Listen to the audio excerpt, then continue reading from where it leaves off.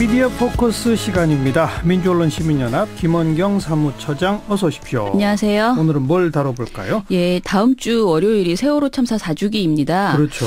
저희가 지난주에 민원연이 세월호 보도 참사 이제는 끝내야 한다라는 제목으로 토론회를 하나 열었는데요. 예. 이 토론회 하는 과정에서 제가 느낀 게 4년 전 세월호 보도가 얼마나 나빴었는지 사람들이 잘 모르고 있구나. 잊어버렸죠. 예, 그리고 말은 많이 했는데 기레기라고 비판은 했는데 구체적으로 무엇이 어떤 문제가 있었는지는 좀 구체적으로 모르시는구나 그런 생각이 들어서요. 4년 만에 그 4년 전의 보도를 좀 정리를 해봤습니다. 그 세월호 참사 당시 언론 보도의 문제점들을 정리한다. 네. 참사 당일 보도부터 문제였죠? 예, 그 참사 당일 가장 큰 문제는 전원 구조 오보였죠. 그렇죠. 예, 여기엔 재난주간 방송사인 KBS 그리고 공영방송인 MBC, 보도 전문 채널인 YTN도 포함되어 있습니다. 한국 재난보도 역사에 길이 남을 그 오보였는데요. 이것은 사실은 아이들을 살릴 수 있는 골든타임의 구조활동을 지연시키는 큰 그 사건이었습니다. 이후에 감사원의 그 보고서가 나왔었는데요. 이 오보는 행정 관료들의 보고 경쟁에서 비롯되었다라고 결론을 내렸습니다. 네. 하지만 잘못된 정부의 브리핑 때문에 언론은 문제가 없었나 이건 아니라고 생각을 하고요.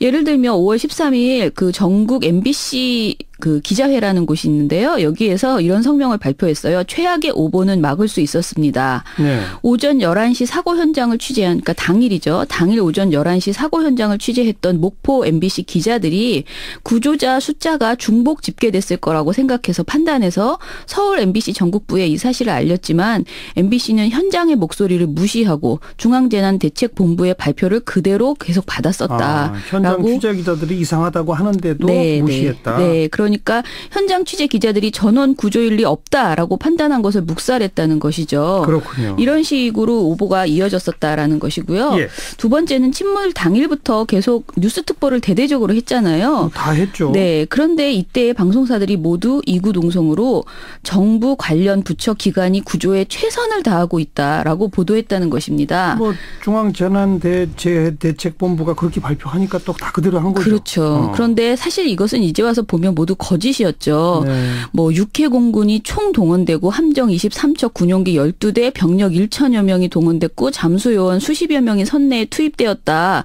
혼신의 구조가 벌어지고 있다라는 자막은 계속 시도 때도 없이 떠 있었는데요. 지금 와서 보면 그렇지 않았다라는 것이 밝혀졌고요. 예. 언론이 분석 비판 기능을 상실한 채 정부가 발표한 내용만 앵무새처럼 보도했다라는 지적이 있고 사실 이때 그래서 우리에게 기레기라는 말이 생기기 시작했습니다. 기자를 기레기라고 부르기 시작한 거죠. 네. 예. 세월호 그 승객을 구하지 못한 것은 정부의 대처 능력이 무능했던 것이 가장 큰 원인이지만요. 이런 정부 발표 자료를 그냥 앵무새처럼 옮기면서 현장의 문제를 그때 제대로 지적하지 못한 언론도 이 책임에서 자유로울 수는 없습니다. 맞습니다. 예. 그리고 세 번째 참사 당일에 또 문제점이 뭐였냐면요. 너무 보도가 선정적이고 흥미 위주의 내용들이 많았다는 겁니다. 충격적인 거는 MBC와 TV조선은 참사 당일 첫날 보상금을 논하는 방송을 했고요. 바로 그날 네, 보상금 그날 얘기를 꺼냈어요? 네. 뉴스에서 전했고요. 예. 그리고 뉴시스는 단원고를 찾아가서 사망한 학생의 공책을 꺼내서 촬영하는 이런 아주 기발한 생각을 했습니다. 이투데이는 황당하게 타이타닉 등 선박 사고 관련 영화를 엮어서 기사를 만든 적도 있었고요. 또 JTBC에서는 앵커가 구조된 학생에게 친구가 사망한 것을 알고 있냐고 묻기도 했었고요. 그건 맞아요. 기억이 납니다. SBS는 가족 중 혼자 구조된 6세 어린이를 근접 촬영하면서 인터뷰를 시도하기도 했습니다.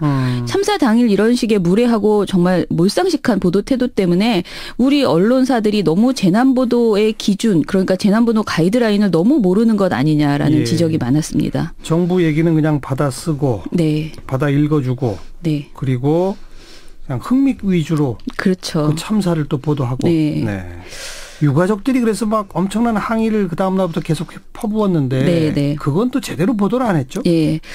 사실은 세월호 보도에서 가장 분노가 되는 것은요. 저는 유가족들에 대한 꾸준한 어떤 그 부정적인 보도였다고 생각하는데요. 사고 이튿날 박 전 대통령이 진도체육관을 방문했을 때 그 현장에서는 박 전 대통령에 대한 항의와 원망의 목소리가 굉장히 많았습니다. 그런데 KBS 보도에서는 대통령의 약속과 실종자 가족 유가족들의 박수 소리만 들어가고요. 보도 내에 그런 항의의 목소리가 전혀 들리지 않았습니다. 다 편집된 거죠. 이후 5월 4일에도 또 한 번 진도 팽목항에 박대현 대통령이 방문했는데 이때도 실종자 가족의 고성과 울분 등은 전혀 담기지 않았습니다. 전체적으로 보면 대통령이 방문에 굉장히 환영하는 듯한 모습, 그리고 잠수 요원들이 식사는 제대로 하고 있는지 챙겼습니다라는 등의 대통령의 세심하고 꼼꼼한 모습을 부각하는 이런 보도를 했었습니다. 참사 이후에 유가족들은 정말 슬픔에서 벗어나지도 못한 채 제대로 된 특별법 제정을 위해서 단식을 하고 도보 행진을 하고 거리에서 서명을 받아야 했습니다. 그렇죠. 그런데 참사 진상 규명은 언론이 먼저 발벗고 나서야 하는 일이잖아요. 그런데 이런 보도를 너무 하지 않으니까 유가족들이 이제 뛰어든 것이었는데요. 게다가 이때 당시에 대부분의 언론은 유병헌 보도로 몰입하고 있었습니다. 맞아요. 기억나네요. 그래서 그냥 마치 유병헌만 잡으면 모든 문제가 해결되는 것처럼 다른 프레임으로 완전 국민의 눈을 가렸죠. 그러면서 그때 이제 국정조사도 있었는데요. 국정조사마저도 제대로 전하지 않았습니다. 방송사들은 한마디로 JTBC 이외의 거의 모든 보도가 세월호 특별법 제정을 위한 노력에 고의적으로 무관심했다. 고의적 무관심. 네, 저는 그렇게 생각하는데요. 저희가 7월 12일부터 29일까지 특별법 제정을 위한 보도량을 점검해 봤었어요. 그랬더니 18일간 JTBC가 32건, YTN이 15건, SBS가 11.5건을 보도했었는데요. 이때 당시에 18일 동안 MBC는 단 3.5건을 보도를 했습니다. 굉장히 적은 양을 보도했고요. 그러네요. 그 와중에 MBC는 악의적인 왜곡 보도도 했습니다. 어떤 왜곡이요? 예를 들면 세월호 특별법 제정을 촉구하는 유가족 당식이나 단원고 학생 도보순례 모두 외면했던 MBC가 느닷없이 단원고 3학년 대학 특례 입학 이라는 내용을 보도했습니다. 이건 단신이긴 했지만 7월 15일 네 번째 배치된 보도였는데 이 보도는 세월호 특별법이 유가족 지원법이라는 오해를 불러일으키는 한마디로 말해서 특별법에 대한 부정적인 국민 정서를 부추기는 보도였습니다. 특례 입학은 특별법의 주요 쟁점도 본질도 아니고요. 세월호 유가족의 요구가 아니었습니다. 그런데 이런 사실을 전혀 말하지 않았고요. 특별법이 제정되는 그 기간 동안 우리 언론은 아주 노골적으로 특별법 제정을 방해하는 그런 태도를 보였습니다. 그 가운데 특히 나쁘다고 생각되는 그런 구체적 보도들을 조금 좀 상세하게 소개해 주세요. 네네. 우리 청취자분들 머릿속에 딱 각인되게 말이에요.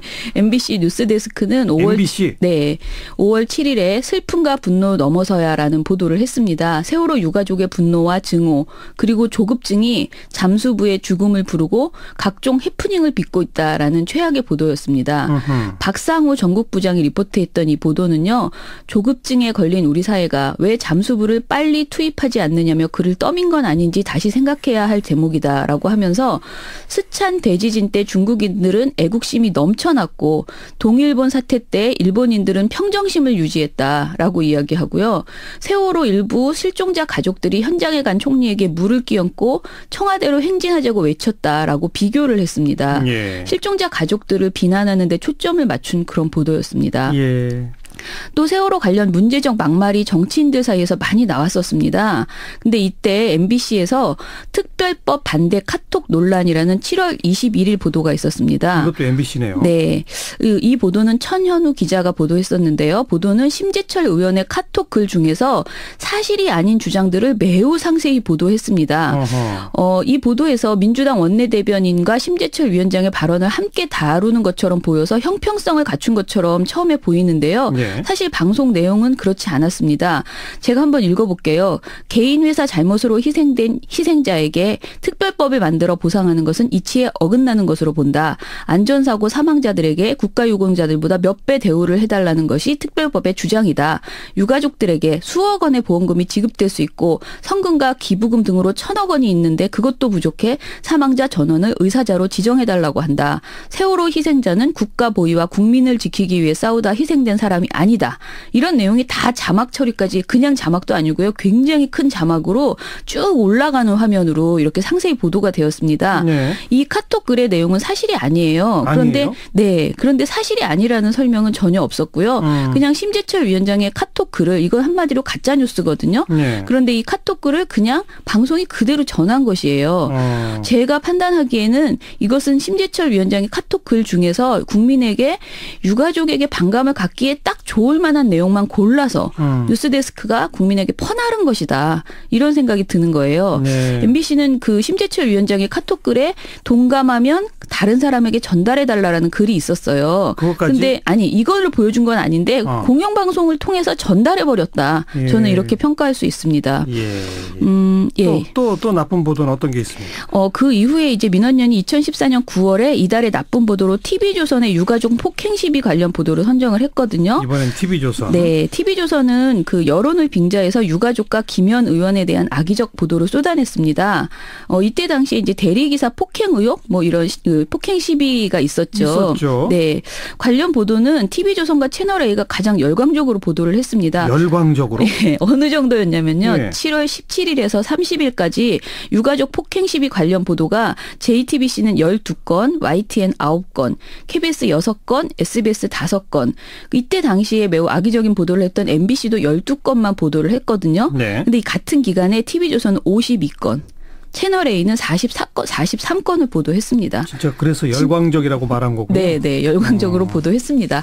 그중에서 최악의 왜곡 보도는 민변 유족 변호 손대라는 9월 23일 보도였습니다. 예. 이 보도는 당일 TV조선이 네 번째로 비중 있게 배치한 내용이었는데요. 앵커부터 대리기사 폭행에 연루된 세월호 유가족의 변호를 맡았던 민주사회를 위한 변호사 모임 이른바 민변이 이번 사건에서 손을 떼기로 했습니다. 변호를 맡는데 부담을 느낀 것 같은데 아무리 그래도 민변이 이래서는 안 될 것 같다는 생각도 듭니다라는 비아냥거림으로 시작을 합니다. 예. 여기에는 폭행 사건이 얼마나 불리하다고 판단했으면 민변이 손을 떼기로 했겠느냐라는 식의 언지를 한 것이죠. 예. 그런데 이 앵커 멘트는 사실이 아닙니다. 민변은 대리기사 폭행에 연루된 세월호 유가족의 변호를 맡았던 적이 아예 없었고요. 아예 없어요? 네. 따라서 민변이 손을 뗐다는 표현도 거짓 보도라는 것이죠. 세월호 유가족 피의자 5명이 경찰 조사를 받을 당시에 대한변협 법률지원단 소속의 변호사들이 긴급 입회하게 되었고요. 예. 당시 변호사 선임계를 냈습니다. 이들 변호사 중 일부가 민변 회원인 사람이 한 명 있었다고는 하는데요. 예. 대한변협 소속으로 아무튼 갔던 것이고요. 민변 소속의 박주민 변호사, 지금은 의원이죠. 예. 박주민 변호사는 그 언론사와의 통화에서 이 사건에 대해서 민변이 맞는다 안 맞는다라는 식으로 의사결정을 한 적이 아예 없다. 아예 없다? 예, 변호사들이 개별적으로 사건을 그때 당시에 급하게 맡았을 뿐이다라고 설명을 했습니다. 예. 그런데 이렇게 확인되지도 않은 내용을 추측으로 보도를 했던 것이죠. 그때 그 대한변협 차원에서 법률지원단을 파견했고 예, 그냥 맞아요. 그분들이 입회한 건데 네. 그중에 누구 하나 민변 회원 있는 걸 가지고 그냥 써버리고 그런데 또 민변이 손을 떼기로 했다. 이렇게 또 이제 보도를 한 거죠. 그리고요. 그리고 이것도 굉장히 충격이었는데요. KBS에서 뉴스그에서 이번엔 KBS. 네. 세월호 유가족 추가 조사 범서방파 조직원들 검거. 이게 보도 제목이에요. 갑자기 웬 범서방파? 그러니까 한마디로 그 유가족 폭행 비리 그러니까 폭행 논란 사건 있죠. 예. 그 사건과 조폭 검거 소식을 한 뉴스로 묶어서 보도를 한 거예요. 근데 제목이 이렇게 뜨니까 예. 너무 불쾌하더라고요. 그래서 어떻게 연결이 되죠? 그냥 연결을 한 건 아니고요. 그냥 한 보도 안에 두 개를 아무 생각 없이 그냥 묶어버렸어요. 두 뉴스를. 아니, 이건 의도적으로 연결시킨 거죠. 그렇죠. 저도 그래서 이 화면을 보면 정말 막 너무 화가 납니다. 예. 또 하나는 민원연이 2014년 10월에 이달의 나쁜 보도로 또 선정을 했던 내용인데 TV조선의 유족 법 기준 따르자 보상 타결이라는 10월 20일 보도였습니다. 네. 이 보도는 겉으로는 판교 사고 보상 합의를 전하는 내용입니다. 당시 판교에 환풍구 붕괴 사고가 있었습니다. 그런데 이 보도는요. 세월호 유가족을 폄훼하는 데 초점이 맞춰져 있었습니다. 뉴스 시작에 앵커가 대한민국 국민 여러분 안녕하십니까? 판교 환풍구 추락사고 보상안이 오늘 새벽에 전적으로 타결됐습니다. 이렇게 신속한 합의가 가능한 데는 유가족 측의 양보가 있었습니다. 물론 뭐 두 성격이 많이 다르기는 합니다만 사고 발생 6개월이 지나도 아직 보상 문제에 접근조차 하지 못한 세월호 참사와는 대조적입니다. 하하. 이렇게 비꼽니다. 예. 기자는 한술 더 뜨는데요. 이렇게 신속한 합의가 이루어진 건 유가족의 합리적 판단 때문이었다는 분석입니다라고 하고요. 그리고 유가족 측도 통상적으로 합리적인 선에서 합의하는 좋은 선례를 남기고 싶었다고 밝혔습니다. 네. 라고 말합니다. 그리고 유가족 대표의 발언을 저희가 뭐 큰 것을 요구한 것들이 아니었기 때문에라는 내용을 담았고요. 마지막으로 기자가 또 말합니다. 유가족들은 사고 직후에도 국가에 부담을 주지 않고 조용히 장례를 치르겠다는 뜻을 밝힌 바 있다. 판교 유가족의 입장을 쭉 전한 다음에 날벼락 같은 참사였지만 슬픔을 억누른 유가족의 합리적 대응은 대형 사고 수습의 본보기가 될 것이다. 이렇게 마무리를 합니다. 그러니까 한마디로 세월호 유가족들은 비합리적이고 그런 거죠. 떼를 쓰고 네. 억지를 부리고 이런 식으로 느껴지게끔 네. 하는 그런 보도들이었다. 예. 이런 보도 때문에 저희가 굉장히 악의적이다라고 알겠습니다. 생각했습니다. 4년 지난 또 그때가 생생하게 다시 또 떠오르네요. 네. 참 언론들이 초반에는 엄청난 오보로 시작하더니 점점 후반부로 가면서부터는 네. 의도적으로 유가족들을 좀 폄훼하는 네. 그런 보도들이 참 많았었군요. 그리고 제가 이제 아까 얼핏 얘기했지만 유병언 관련 보도나 유병언 씨 이후에 또 아들에 대한 그 추적 보도 이런 것들은 사실은 세월호 참사에 대한 진상 규명을 요구하는 그 프레임 자체를 막기 위한 그렇죠. 그런 사람들의 시선을 돌리는 네, 거죠. 정말 네. 나쁜 그런 보도였습니다. 네. 다시는 이런 보도들 없어야죠. 네. 오늘 여기까지 합시다. 수고하셨어요. 감사합니다. 민주언론시민연합 김원경 사무처장이었습니다.